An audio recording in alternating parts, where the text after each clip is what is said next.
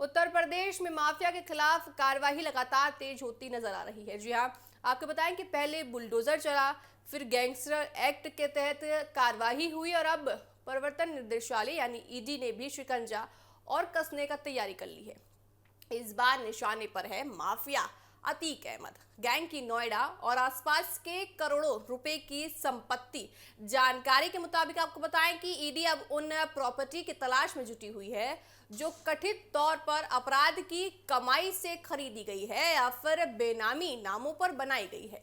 इसी सिलसिले में ईडी ने Noida authority, greater Noida authority और यमुना एक्सप्रेसवे औद्योगिक विकास प्राधिकरण से पूरी जानकारी मांगी है। माना यह जा रहा है कि जांच पूरी होने के बाद इन संपत्तियों पर बड़ी कार्रवाई हो सकती है।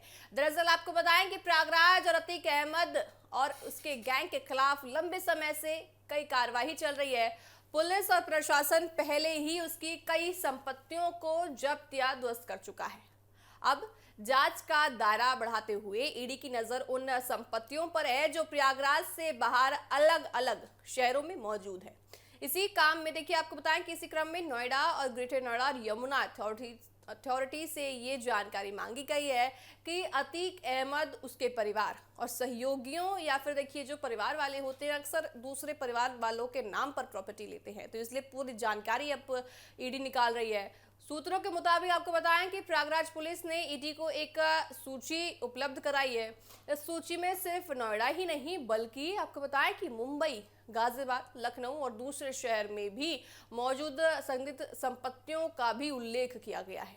आपको बताएं कि इन जानकारी के आधार पर अब ईडी अलग अलग विकास साथ ही प्राधिकरणों और विभागों से रिकॉर्ड जुटा रही है। बताया जा रहा है कि तीनों अथॉरिटी ने भी अपने रिकॉर्ड का सत्यापन शुरू कर दिया है ताकि ये पता लगाया जा सके कि देखिए ये पता लगा जाए कि सूची में शामिल संपत्तियों की वास्तविक स्थिति क्या है और उनके मालिक कौन है। गौर करने वाली बात देखिए ये है कि ये भी है कि नोएडा और अतीक अहमद से जुड़ी संपत्तियों पर पहले भी कार्रवाई हो चुकी है, लेकिन अब जांच एजेंसियों के हाथ में नए दस्तावेज लग गए हैं जिनसे ये आशंका जताई जा रही है कि गैंग ने कई संपत्तियां सीधे अपने नाम पर कर लिए नहीं की है बल्कि रिश्तेदारों, सहयोगियों या अन्य लोगों के नाम पर खरीद रखी है।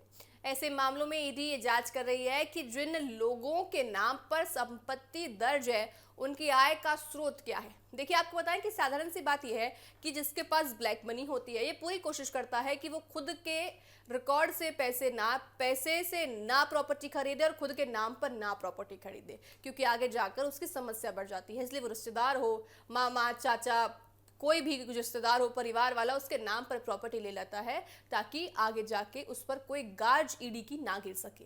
अब इसलिए ईडी पूरा पड़ताल ये कर रही है कि आखिर अतीक अहमद के जो रिश्तेदार है उनके नाम पर भी आखिर कितनी प्रॉपर्टी है और अगर उनके नाम पर प्रॉपर्टी है तो उनकी आय कितनी है, यानी कि उनकी सालाना या मंथली इनकम कितनी है। ईडी की जांच का सबसे अहम पहलू ये भी है कि क्या इन संपत्तियों को अपराध से अर्जित धन या क्राइम से खरीदा गया है। अगर जांच में ये साबित होता है कि संपत्ति अवैध कमाई से बनाई गई है या बेनामी तरीके से खरीदी गई है तो धन शोषण, आपको बताएं कि शोषण निवारण अधिनियम यानी पीएमएलए के तहत उन्हें अस्थायी रूप से पूरी तरह से बैन कर दिया जाएगा। इसके बाद कानूनी प्रक्रिया पूरी होने पर उन संपत्तियों को जब्त करने की कार्रवाई भी की जा सकती है। आपको बताएं कि पुलिस का कहना है कि गैंगस्टर एक्ट के तहत चल रही जांच के दौरान कई ऐसे नाम सामने आए हैं जो सीधे तौर पर अतीक अहमद गैंग से जुड़े बताए जा रहे हैं। जांच में ये भी सामने आया है कि आपको बताएं कि गैंग के कुछ सदस्यों ने पुरानी बेनामी संपत्तियां बेचकर दूसरे शहरों में नई प्रॉपर्टियां खरीदी हैं।